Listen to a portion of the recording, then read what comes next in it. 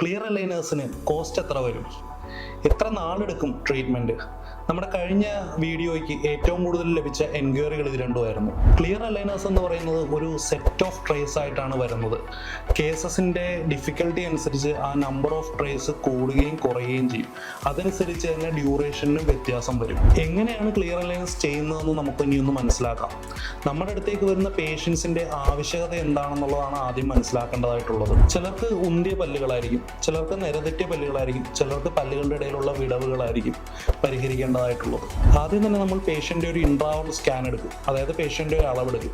പണ്ടൊക്കെ എങ്ങനെയായിരുന്നു നമ്മൾ അളവെടുത്തുകൊണ്ടിരുന്നത്? ആൽജിനേറ്റ് എന്ന് പറഞ്ഞൊരു പൗഡർ കുഴച്ച് നമ്മൾ വായിൽ വെച്ചായിരുന്നു അളവെടുത്തുകൊണ്ടിരുന്നത്. പക്ഷേ ഇപ്പോൾ ഇൻട്രാവൽ സ്കാനേഴ്സ് അവൈലബിൾ ആണ്. അപ്പോൾ നമ്മൾ ആദ്യം പല്ലിൻ്റെ ഒരു ഇൻട്രാവൽ സ്കാൻ എടുക്കും, എന്നിട്ട് നമ്മളത് പ്രോസസ്സ് ചെയ്യും.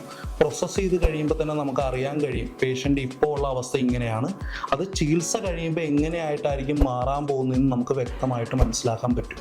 ഈ ഒരു പ്രോസസ്സ് കഴിയുമ്പോൾ നമുക്ക് അറിയാൻ കഴിയും എത്ര നമ്പർ ഓഫ് അലൈനേഴ്സ് നമുക്ക് ആവശ്യമുണ്ടെന്ന്. ഓരോ അലൈനേഴ്സും 2 വീക്സ് ആയിരിക്കും നമ്മൾ ധരിക്കുക. അപ്പോൾ ആ ഡ്യൂറേഷനും നമുക്ക് അറിയാൻ കഴിയും. ക്ലിയർ ആയിട്ട് അതേപോലെ കോസ്റ്റ് എത്രയാണെന്നുള്ളതും നമുക്ക് മനസ്സിലാവും.